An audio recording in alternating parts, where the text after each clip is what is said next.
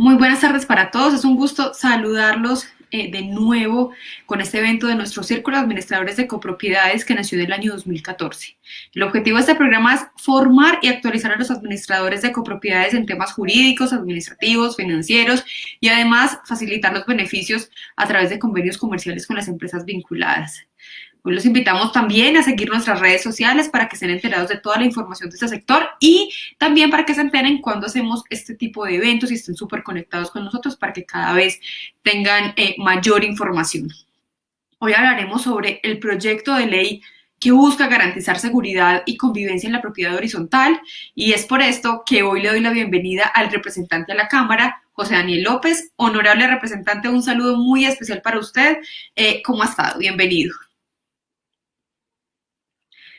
Tienes el micrófono apagado. Todavía nos pasa un año después de la pandemia. Buenas tardes, Laura. Le regalo el honorable representante, José Daniel Nomás. Un saludo para todo el equipo de Camacol Caldas, para Manuel Chavarría, para usted, Laura, y un saludo también a todos quienes sintonizan a esta hora esta conversación a través de las redes sociales de Camacol. Muchísimas gracias a ti. Bueno, ¿y de qué se trata este nuevo proyecto de ley? Muy bien, junto al representante José Jaime Uzcategui, a la senadora Angélica Lozano, a la senadora Paloma Valencia, al representante John Jairo Bermúdez, le presentamos al país desde el mes de julio una propuesta para actualizar la ley de propiedad horizontal en Colombia. La ley 675 es tal vez una de las leyes más importantes en materia de propiedad horizontal que existen a nivel latinoamericano. No pretendemos con esta ley ni derogar ni acabar la ley actual. Pero también es verdad que han pasado casi 20 años desde la promulgación de la ley 675 y han pasado muchas cosas, lecciones aprendidas, cambios en el mercado, en la sociedad, que vuelven necesaria la actualización de la ley de propiedad horizontal en Colombia. Ese es el reto que hemos emprendido. Seguramente en unas 2 o 3 semanas vamos a darle el primer debate de 4 necesarios a la ley de propiedad horizontal. Y es eso, justamente lo que le estamos proponiendo al Congreso de la República en una serie de propuestas, de ajustes que espero poder contar y dialogar con todos ustedes durante este conversatorio.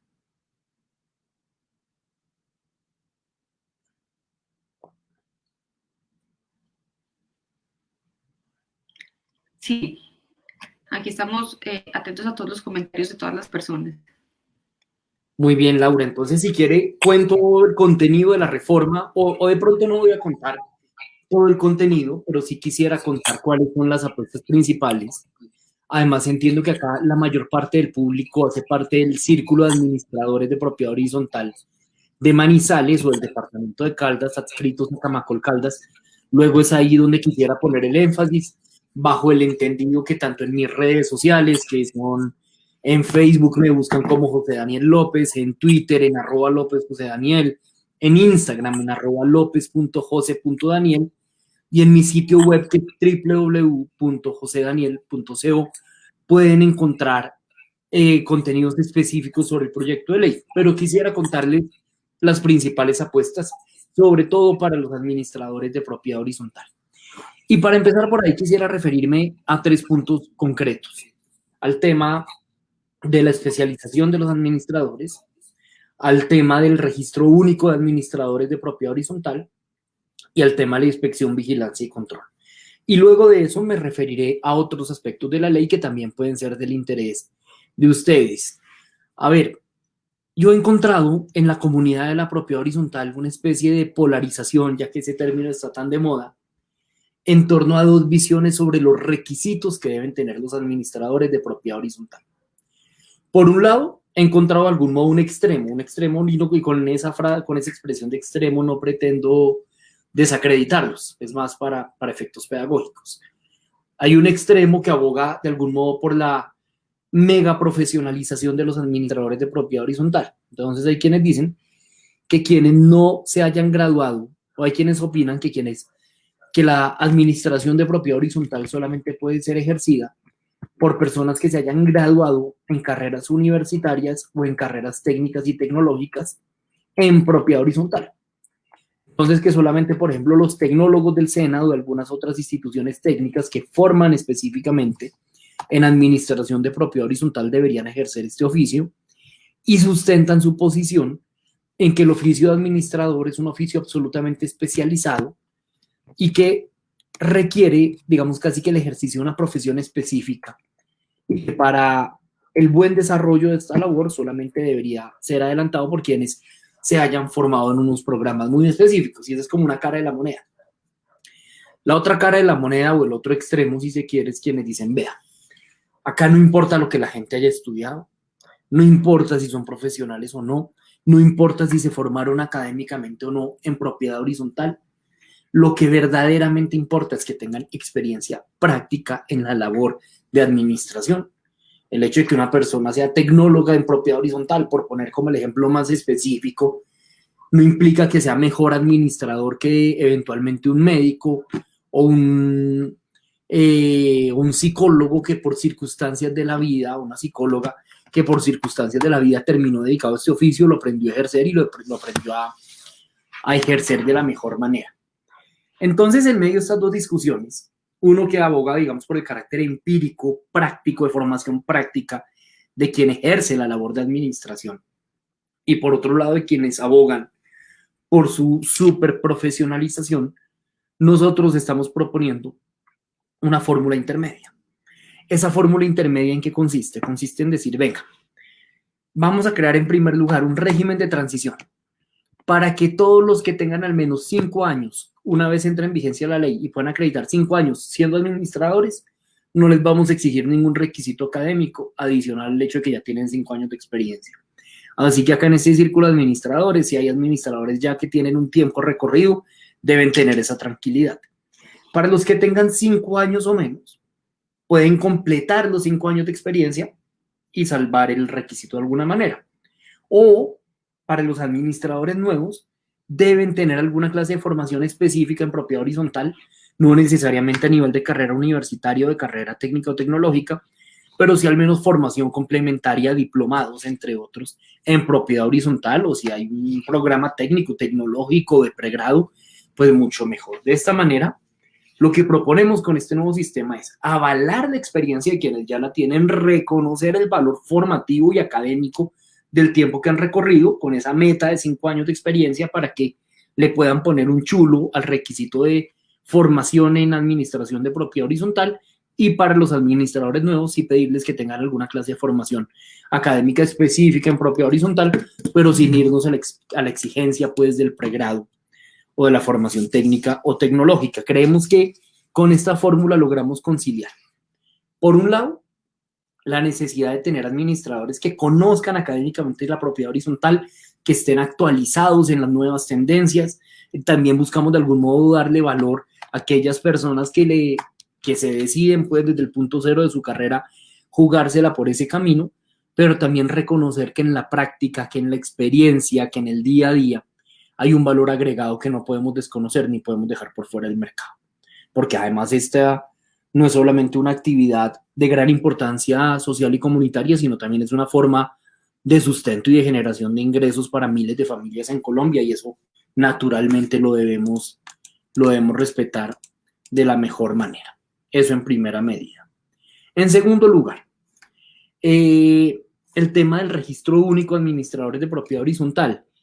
Creo que este es un tema que hay que explicar muy bien, pero que es tal vez la principal ventaja para los buenos administradores de propiedad horizontal.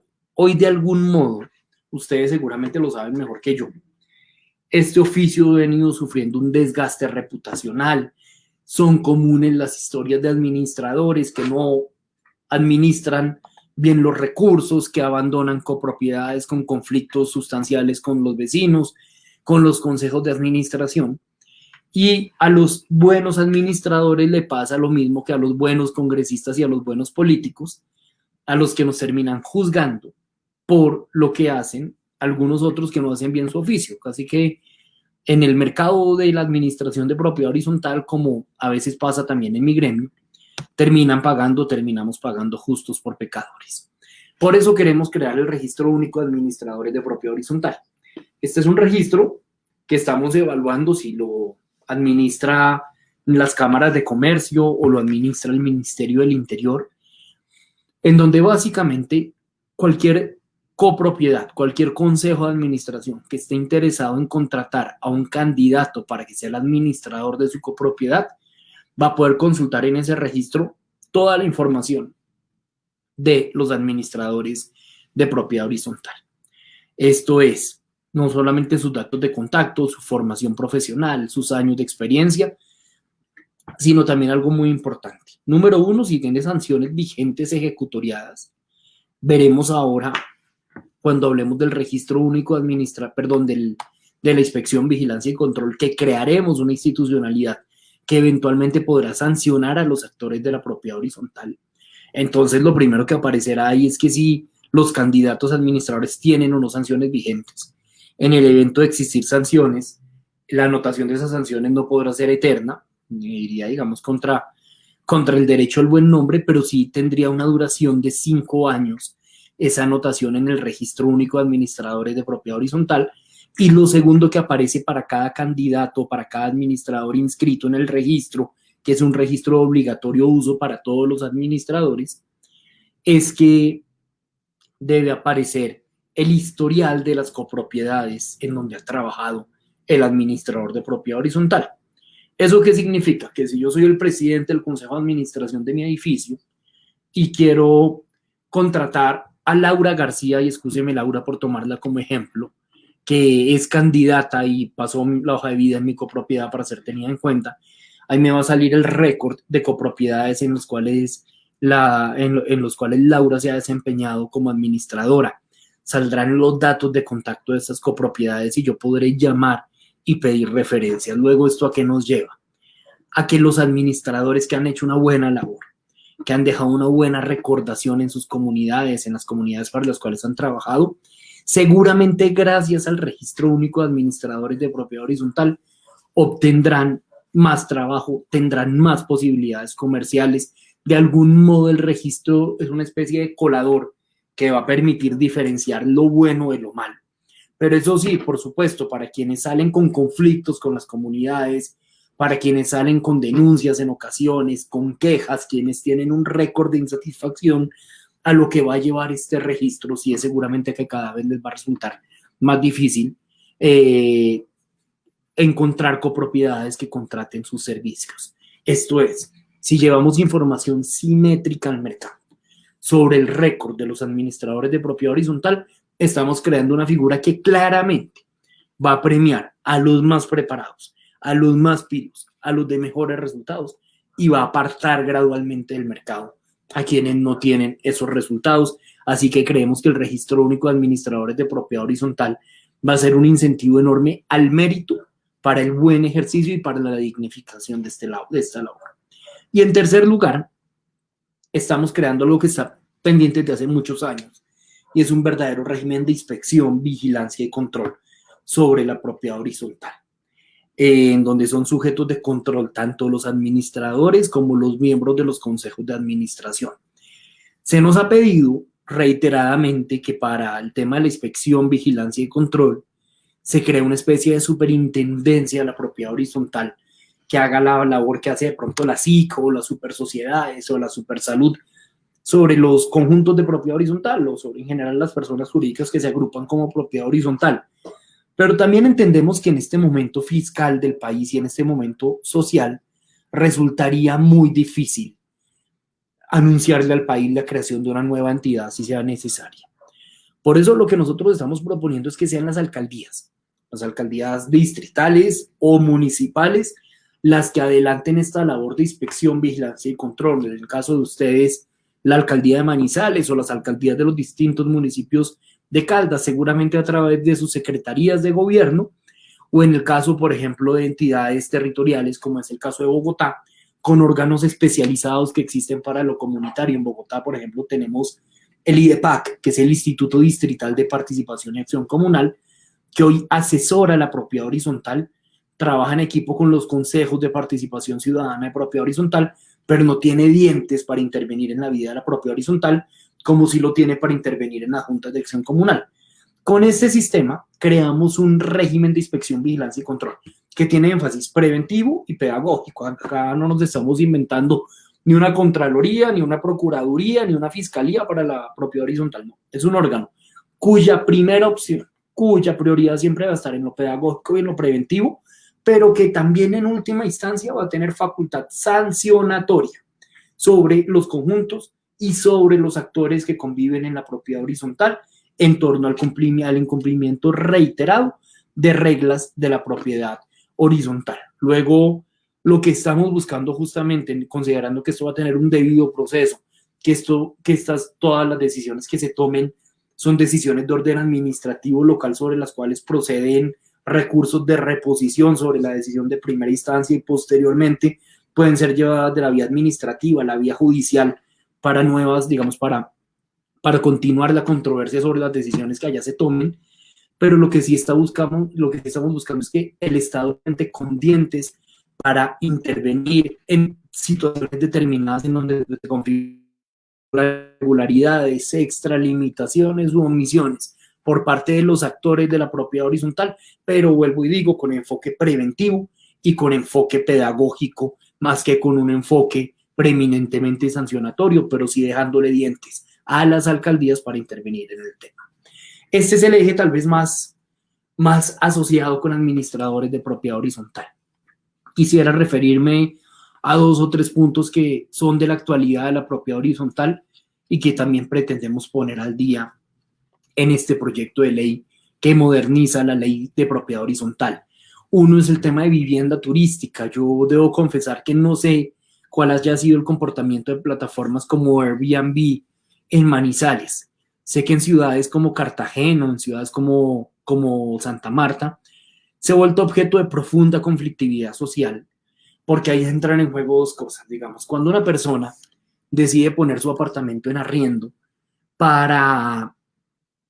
por medio de una plataforma para que alguien lo alquile por 2 días o por 4 días, yo entiendo que la persona está ejerciendo su derecho al trabajo, yo entiendo que la persona que toma esa decisión de poner su apartamento en Airbnb está buscando una fuente de ingresos que sí que es escasa en estos tiempos, pero también por otro lado entiendo que muchas veces quien se decide a vivir en propiedad horizontal lo hace con la expectativa que va a tender a tener los mismos vecinos reiteradamente y que esa condición de vecindad permanente está bien una garantía de seguridad y que esa seguridad se ve de algún modo cuestionada cuando yo cambio de vecino cada 3 días. Por eso, en este punto, y con esto ya voy cerrando, lo que estamos planteando es que desde la ley declaramos por defecto que la propiedad, que el ejercicio de la vivienda turística está autorizada en toda propiedad horizontal en Colombia, pero que cada asamblea de propiedad horizontal queda con la facultad, con mayoría absoluta,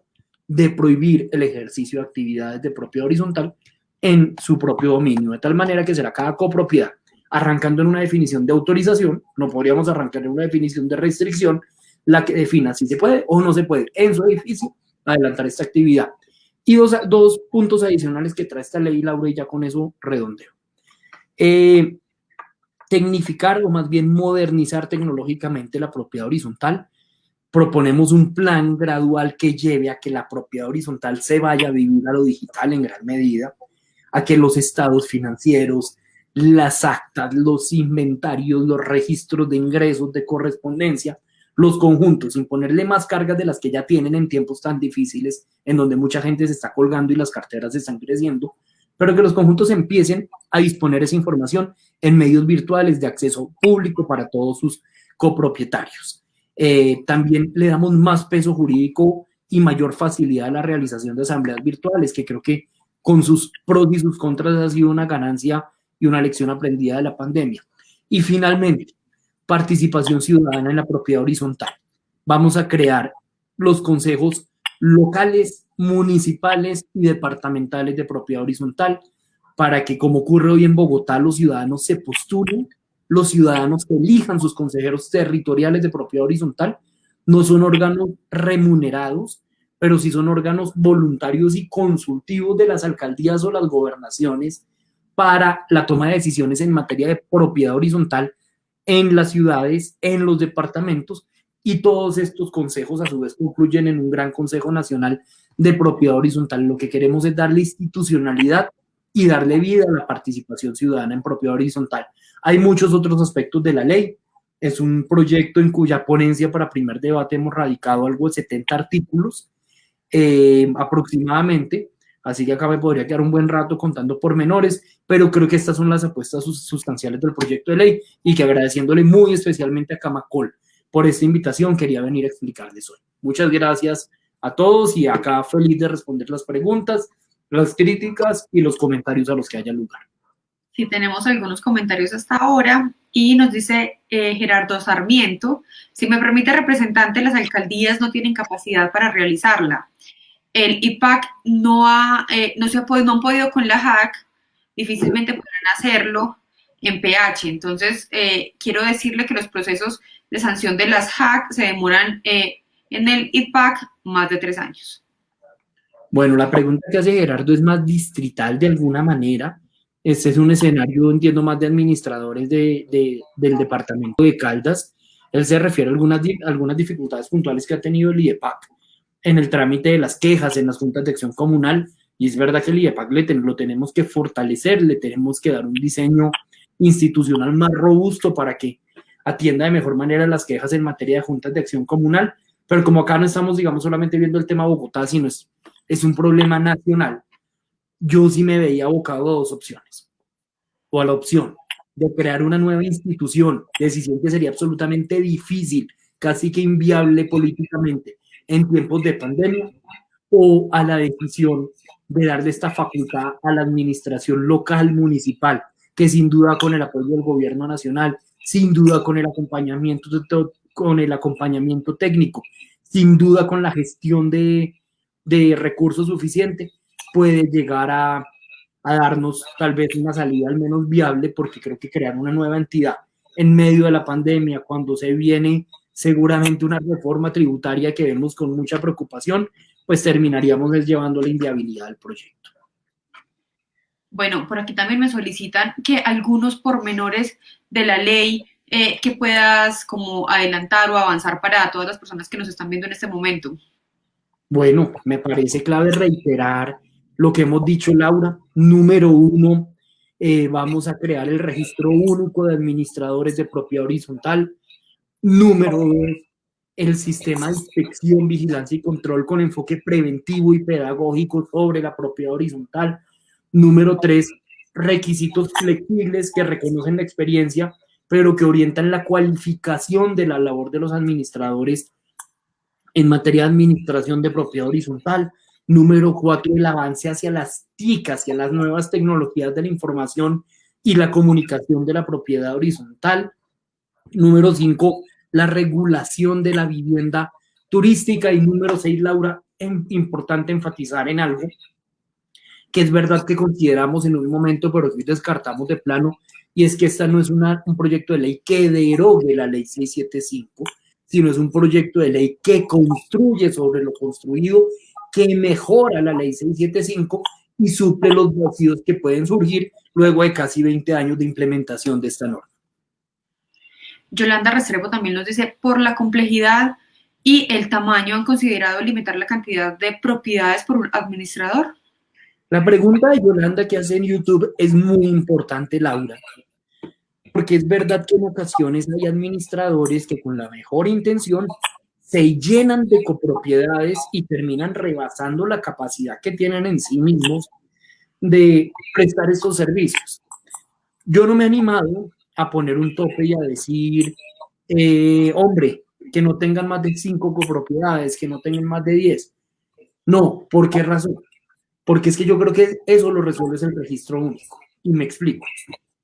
Si un administrador de propiedad horizontal tiene un número excesivo de copropiedades, la consecuencia es que el servicio se va a deteriorar y sus clientes futuros eventuales, cuando llamen, gracias a la información del registro único, a pedir las referencias, o cuando entren incluso a consultar sanciones, van a encontrar récords negativos ahí y se van a abstener de contratar. Si un administrador más responsable se mantiene en un número razonable de copropiedades, las referencias que va a recibir seguramente van a ser mejores. Eso le va a permitir tener más ofertas, incluso llegar eventualmente a cobrar mejores precios. Yo creo que es la misma simetría en el mercado, la misma disponibilidad de información, la que va a llevar a que a los administradores que se les va la mano en acaparar de pronto negocios terminen siendo castigados por el mercado, y los que tengan estrategias comerciales más sostenibles y más responsables terminan siendo premiados por el mercado. Diego Carmona en Facebook también nos dice, ¿el Consejo de la Propiedad Horizontal también entra en el proyecto para profesionalizarlo? No, Diego, no. A mí me parece importante diferenciar entre dos cosas. Cuando no estamos hablando, en primer lugar, no estamos hablando de profesionalización de los administradores. Porque si habláramos de profesionalización, es como si yo exigiera que tuvieran un título profesional o que lo tuvieran en un área determinada. Todo lo que estamos diciendo es que los administradores deben tener alguna formación académica, sea incluso en niveles por debajo de lo profesional, en materia de propiedad horizontal. Entonces no hay profesionalización para los administradores. Pero el tema de los consejos de participación ciudadana van por otro lado. Los consejos de participación ciudadana, ¿cómo funcionan en Bogotá? Que es el modelo que queremos proponer a nivel nacional, por supuesto, con las adaptaciones que corresponden a la realidad de cada región. Los consejos de propiedad horizontal, en Bogotá hay unos consejos locales, en Bogotá tenemos 20 localidades y un consejo distrital de propiedad horizontal. Esos consejos locales son elegidos popularmente y lo que hacen es dialogar con las alcaldías de cada una de esas 20 localidades de Bogotá y asesorarlas en la toma de decisiones de política pública en la localidad sobre propiedad horizontal. Entonces, el Consejo Distrital hace lo mismo, ya no con las alcaldías locales, sino con la Alcaldía Mayor de Bogotá. ¿Qué nos imaginamos? Eso mismo, que la gente, administradores, miembros de copropiedad, veedores, residentes o comerciantes de la propiedad horizontal, se postulen, ganen su lugar con votos en los consejos municipales de propiedad horizontal e incidan desde la participación ciudadana en las decisiones que se toman en materia de propiedad horizontal, pero claramente eso es más un tema de participación ciudadana, mientras que el otro tema sí tiene que ver con la regulación de la labor de los administradores de propiedad horizontal. Bueno, ahí le quedó resuelta la pregunta y también me escriben por acá y me dicen, actualmente los administradores de copropiedades tienen cierta imponencia ante las quejas con la policía respecto a los comportamientos de los copropietarios. ¿Cómo articular el trabajo de la policía en materia de convivencia y haya mayor efectividad en las medidas de los administradores y el consejo de administración? Bueno, una de las medidas, que esto incluso no aparece acá, no lo mencionaba, pero una de las medidas que toma este proyecto de ley es el de fortalecer la actividad de los comités de convivencia. Vea, Laura, yo soy un convencido que el camino para la paz y la convivencia no es el ejercicio de la autoridad. El camino para la paz y la convivencia no es la propiedad horizontal. En cualquier ámbito de la vida en sociedad, es el camino del diálogo, el camino de la concertación y el camino de la autorregulación.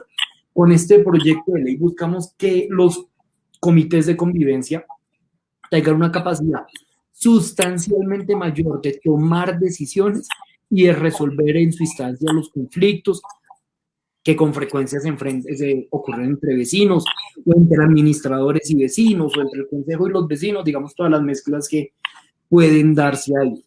Cuando esos conflictos ya rebasan ese ámbito, por ejemplo, el caso del señor o la señora que causa mucho ruido y que ya le advirtieron y lo sigue causando, en este punto ya nos salimos del terreno de la propiedad horizontal y entramos al terreno del derecho policial, en donde tenemos un código de policía que vale la pena revisar. Y esta ya es una discusión que va más allá de la ley de propiedad horizontal, porque es un código de policía que, por un lado, ha resultado ineficaz para resolver problemáticas cotidianas de los ciudadanos, por ejemplo, en el tema del ruido.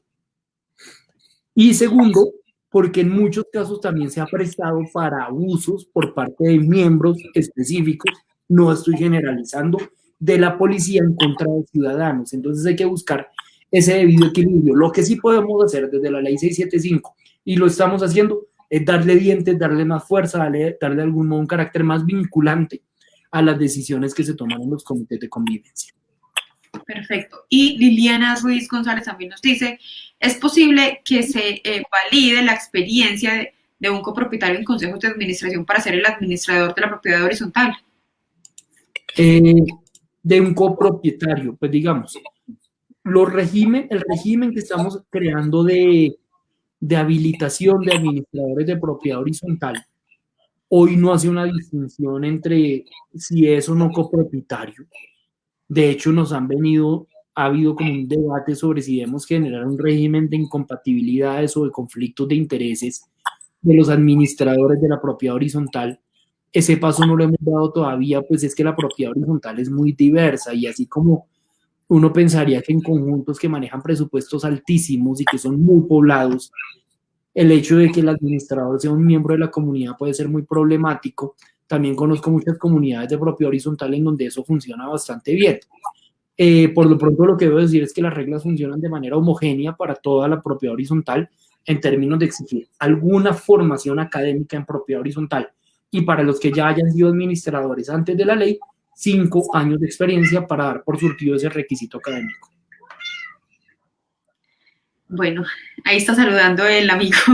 Acá está saludando la gatita de dar en todos los eventos. Excelente, hermosa. Bueno, también nos pregunta Rubén Marino Campo que si está considerada la regulación de las tarifas de remuneración de los administradores, así como el tipo de contrato, dependiendo del presupuesto anual, número de viviendas. Rubén, no por ahora. No por ahora, vuelve y juega. A mí el tema de regulación de tarifas de administradores me parece, digamos, yo no cierro la puerta, pero creo que eso requiere un estudio muy detallado para que esto no termine siendo una intervención indebida, inconveniente del Estado y en particular del legislador en el mercado y en lo tarifario.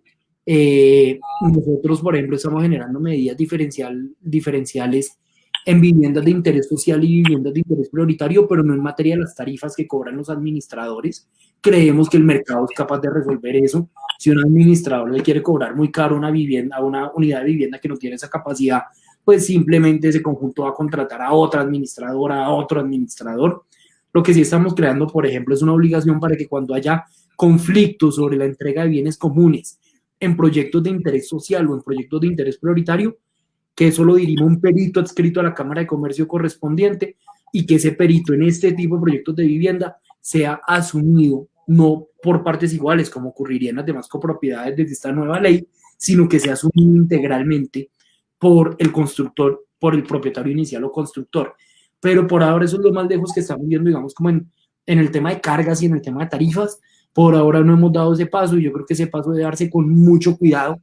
La experiencia indica que cuando el legislador se mete a controlar tarifas, a fijar precios de mercado y no permite que sea la competencia lo que lo defina, en general tiende a cometer errores y este paso lo daríamos, pero sin duda con una conversación o un estudio mucho mayor para no ir a generar intervenciones indebidas en el mercado de la administración de propiedad horizontal. Es una pregunta que ha sido muy recurrente, también la hizo Yolanda Restrepo y Alberto Arango, también preguntan sobre estas tarifas. Y Diego Carmona de nuevo pregunta, doctor, ¿se debería tener en cuenta el proyecto a entidades como Camacol que hacen un acompañamiento importante en la propiedad horizontal? Diego tiene toda la razón. Con Camacol hemos hablado bastante de este proyecto de ley, pero no solo con Camacol, con Fede Lonjas, con distintos colectivos que agrupan administradores de propiedad horizontal, con medios de comunicación especializados en la propiedad horizontal, con la academia dedicada a investigar sobre propiedad horizontal, con ciudadanos interesados en el tema. Yo le diría a Laura que si yo no he tenido 50 reuniones con distintos espacios, así como esta de propiedad horizontal, es poquito. Entiendo que falta mucho, entiendo que el texto que estamos trabajando hoy todavía es susceptible de mejoras, pero estoy dialogando y oyendo a todo el mundo, tanto a los gremios como a los administradores, como a los consejos de administración, como a los estudiantes que se forman en propiedad horizontal, como a la ciudadanía en general. Es una labor compleja porque el mundo de la propiedad horizontal de algún modo no está muy centralizado ni muy organizado en términos de sociedad civil, pero pues nada, acá lo que hay es tiempo y voluntad para hablar con todo el mundo. Constanza López hasta ahora nos dice, buena tarde, pregunto, ¿cuántos periodos serán los convenientes para tener una junta administradora? Ese es otro tema recurrente el que plantea Constanza, y es el de las reelecciones. En Colombia le dijimos que no a las reelecciones hace poco presidenciales y cerramos la puerta de la reelección presidencial. ¿Es conveniente que un administrador pueda reelegirse o que un consejo de administración pueda reelegirse? Yo por regla general, esa es una opinión personal, esto no está en el proyecto de ley, tiendo a pensar que periodos demasiado largos de exposición a una función terminan de algún modo deteriorando la calidad de la prestación del servicio, pero también creo que periodos demasiado cortos terminan dejando ciclos inconclusos.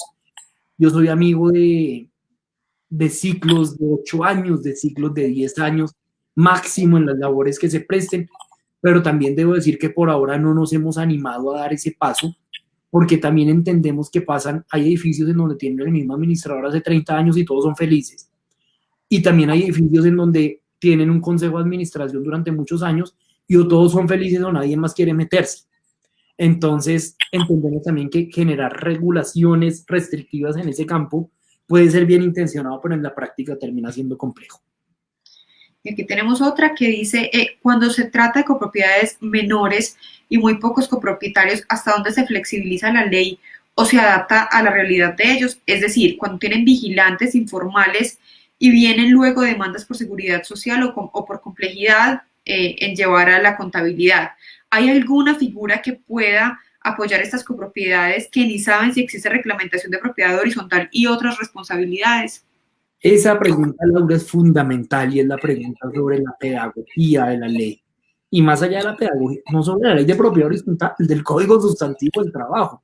Hay muchas copropiedades pequeñas o muy informales y que para no pagar una empresa de servicio de vigilancia o no contratar vigilante terminan pagándole a un señor para que les preste el servicio y le dan lo del mes en efectivo. Yo casi que creo que todas las leyes que producimos en el Congreso resultan ineficaces si no las acompañamos de un proceso apropiado de pedagogía, y por eso creo que es tan importante que sean los entes territoriales los que se apropien de la labor de inspección, vigilancia y control, porque es una labor con énfasis preventivo y son las alcaldías las que tienen la presencia en el territorio. Si fuera el gobierno nacional tendríamos una inspección, vigilancia y control lejana, distante, pero en estas condiciones lo que tenemos es la posibilidad que en el marco de esta labor de inspección, vigilancia y control también hay una enorme labor pedagógica, en especial para estas unidades pequeñas, para algunas nuevas, algunas todavía muy incipientes en su funcionamiento, para que aún en una operación muy pequeña se aseguren de ir absolutamente pegados a la norma. Perfecto. Héctor Marín dice, buenas tardes, ¿un consejo activo puede postularse para administrador de una propiedad horizontal? Hoy no hay una restricción en este proyecto de ley, vuelve y juega. Yo puedo pensar en muchos casos en los cuales puede ser una mala idea que el consejero se vuelva el administrador. En algunos casos eso se ha probado que termina en conflictos de intereses, pero también conozco casos en los cuales son los mismos residentes de propiedad horizontal los que terminan asumiendo esa labor, en ocasiones como miembros del consejo, en ocasiones como administradores en propiedad. Luego yo creo que llegar a generar un régimen de conflicto de intereses o de incompatibilidades para el ejercicio de la administración de propiedad horizontal o para el ejercicio de la labor de consejero, de miembro del consejo de propiedad horizontal, puede ser inconveniente. Yo creo que en esto es mucho mejor la convivencia, la lógica ciudadana, de algún modo la autorregulación, que generar normas taxativas de orden nacional que desconocen una cantidad de realidades particulares. Bueno, tenemos otra pregunta. De nuevo nos pregunta si se piensa regular la tarifa para que sea valorada en función del administrador de copropiedad, pero esta pregunta ya fue resuelta hace unos minutos. Así es. ¿Alguien tiene alguna otra duda o pregunta para que aprovechemos el representante que nos está contando todo lo del proyecto de ley que regulará, bueno, y hablamos también de la convivencia en la propiedad horizontal? Sí, muy bien. No, yo simplemente, Laura, quisiera aprovechar para dejar un mensaje, y es un mensaje de participación ciudadana en torno al proyecto de ley. Vea, Laura, este proyecto de ley tiene 4 debates antes de volverse ley. Apenas vamos para el primero en la Comisión Primera de la Cámara. Si se aprueba, pasa a la plenaria de la Cámara. Si se aprueba, pasa a la Comisión Primera del Senado. Si se aprueba, pasa a la plenaria del Senado y ahí sí se vuelve ley de la República. Entonces yo el llamado que hago a los ciudadanos es que nos hagan llegar comentarios, que nos hagan llegar recomendaciones, que participen activamente del debate. Nosotros no creemos, más bien no nos creemos como los que se las saben todas. Esto lo estamos construyendo con humildad, con diálogo ciudadano, oyendo a todos los actores. Entonces el llamado es, por favor, participen, háganos llegar los comentarios. Nuestra página web es www.josedaniel.co. En Facebook nos encuentran como José Daniel López, en Twitter en @LópezJoseDaniel, en Instagram en @López.Jose.Daniel. Háganos llegar toda la información, todos los comentarios, que esto apenas está en construcción y las opiniones de la gente, las opiniones ciudadanas son fundamentales en este proceso. Ok, Rubén Darío nos dice, ¿se ha considerado la necesidad de obtener reglamentos de la propiedad horizontal alineados a la nueva ley de tal manera que se eviten disparates, confusiones, polémicas, etcétera? No, sin duda lo que va a requerir la nueva ley es revisar los reglamentos de propiedad horizontal. No queremos sacar disposiciones que los afecten mucho, que los dejen desactualizados fácilmente, pero yo sí creo que cualquier administrador diligente, cualquier consejero diligente, lo que hará una vez entre en vigencia la ley es revisar que su reglamento siga estando al día, y también una vez promulgada la ley, creo que junto al gobierno nacional y junto a los gobiernos territoriales, pues haremos muchísima pedagogía en torno a esta medida, pero ojalá, digamos, parte de lo que buscamos es no llenar a la propiedad horizontal de nuevos trámites y de nuevas tareas para sincronizarse a la ley, sino que sea algo más bien que se dé automático y de una manera fluida. Perfecto. Y por último, dicen, algunas veces el administrador de copropiedad es copropietario, son muchas responsabilidades, hay que exigir que alguien que sea externo, que tenga mayor responsabilidad en este oficio. Ya también habíamos hablado un poco de esto, pero la pregunta puntual es si es mejor tener a alguien externo para que haga esa labor. Pues ve a Laura y al ciudadano, ciudadana que pregunta. Si usted me pregunta en general, con el recorrido que hemos hecho por copropiedades, ¿qué sería mejor? Yo creo que en la mayoría de los casos funcionan mejor personas externas, sobre todo por la labor de especialización y por la neutralidad que pueden tener frente a la comunidad. De manera general, lo que pasa es que no nos atrevemos a dejar eso como única alternativa en la ley, porque también hay casos, por ejemplo, conozco muchos casos de propiedad horizontal campestre, en donde en condominios de muy pocas casas se turnan la labor de administración entre los copropietarios, y eso termina funcionando bastante bien. Bueno, y Constanza también, digo la última y ya empiezan a aparecer todas las preguntas. Constanza López dice, ¿cómo se regulan sin excedentes, sin excederse el tema de multas? Si las unidades son entidades sin ánimo de lucro. Y otra pregunta, ¿cómo se puede hacer una auditoría a la unidad y si esto es legal? Bueno, muy bien. Acá más que auditoría, lo que hacemos es una labor que puede ejercer el Estado sobre distintas actividades privadas, que es la labor de inspección, vigilancia y control, y es la Constitución la que faculta al legislador y al Congreso, en este caso, para generar estos regímenes sobre distintos temas que hoy son sujetos de vigilancia y control por parte de las superintendencias, por parte de ministerios, o en este caso por parte de las alcaldías. Así que claro que tenemos la competencia para tomar esta decisión en el Congreso. Lo segundo, en el tema de multas, yo quiero reiterar que el enfoque del régimen de inspección, vigilancia y control es pedagógico, es preventivo, y las multas deben entenderse como la última ratio, como la última alternativa de la alcaldía municipal o distrital ante infracciones.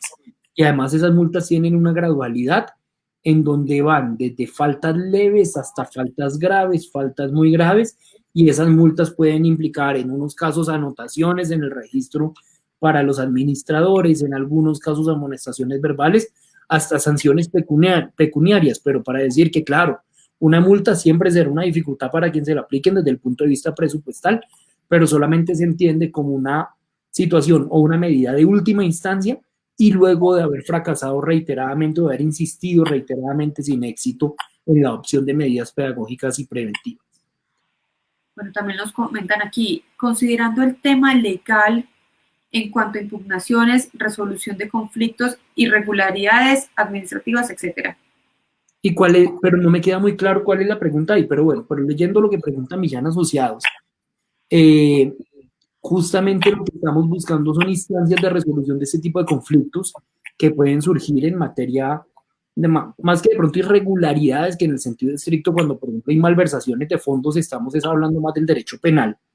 Lo que sí estamos tratando de crear es acá instancias intermedias, previas a lo judicial, para la resolución de conflictos. Por un lado, fortaleciendo comités de convivencia, Por otro lado, con un régimen de inspección, vigilancia y control a cargo de las alcaldías distritales y municipales que intervengan la propiedad horizontal desde lo administrativo sin tener que llegar a lo judicial, y eso ayuda a que muchos conflictos que se terminan volviendo insufribles en la propiedad horizontal puedan ser resueltos, bien sea por la propia comunidad o bien sea por la autoridad territorial correspondiente, sin tener que esperar a los tiempos, el desgaste y los costos que supone un proceso judicial.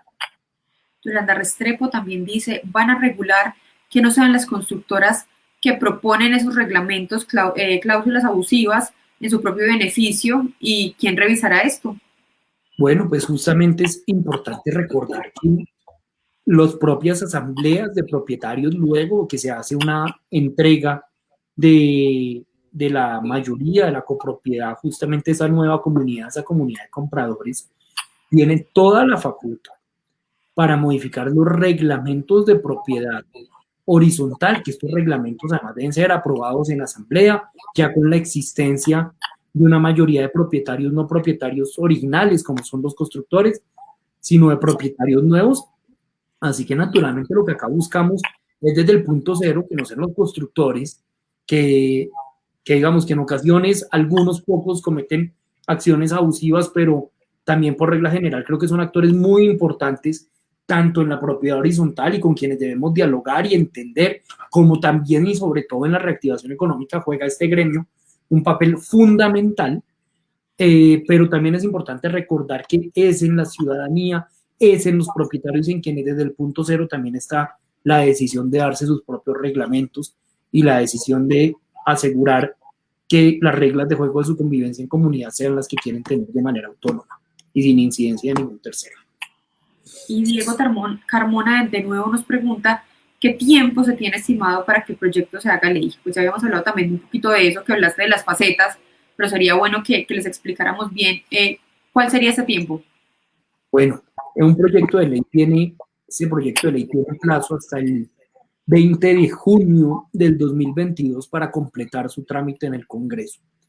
Yo esperaría, con algo de suerte, poderle dar los dos primeros debates en la Cámara entre marzo y junio y poderle dar los debates en Senado entre julio de este año y junio del año entrante. Así que a más tardar, esto debiera ser ley de la República a mediados del año entrante, y con algo de suerte, corriendo un poco, podríamos tenerlo para comienzos del año entrante, por supuesto asumiendo que el trámite sea positivo, algo en lo cual hemos contado con fortuna hasta ahora. Yo ya, pese a ser primíparo en el Congreso, ya he logrado aprobar 2 reformas constitucionales y 3 leyes de la República, pero naturalmente eso lo decide es el Congreso en sus debates y no simplemente el autor del proyecto de ley. Bueno, representante, muchísimas gracias por acompañarnos hoy a nuestro círculo de administradores de copropiedades de Camacuay Caldas. Es un programa que ya tiene más de 7 años y busca mantener informados y capacitados a todos los actores. Le agradecemos muchísimo su tiempo y disposición hoy para compartir con nosotros este proyecto que esperamos sí que sea ley y que les traiga muchísimos beneficios a todos. Bueno, a ustedes muchísimas gracias. Un saludo a todos quienes nos siguieron. Laura, de nuevo, mil gracias a usted y a Camacuay Caldas por la invitación. Una buena tarde. Muchísimas gracias, igual. Feliz tarde para todos y ya faltan 10 minutos para las 6. Muchísimas gracias a todas las personas que se conectan y de nuevo los invito a que se conecten, estén pendientes de nuestras redes sociales porque ahí estamos dándoles información constante sobre estos eventos y para que mantengan siempre informados. Feliz tarde para todos, hasta luego.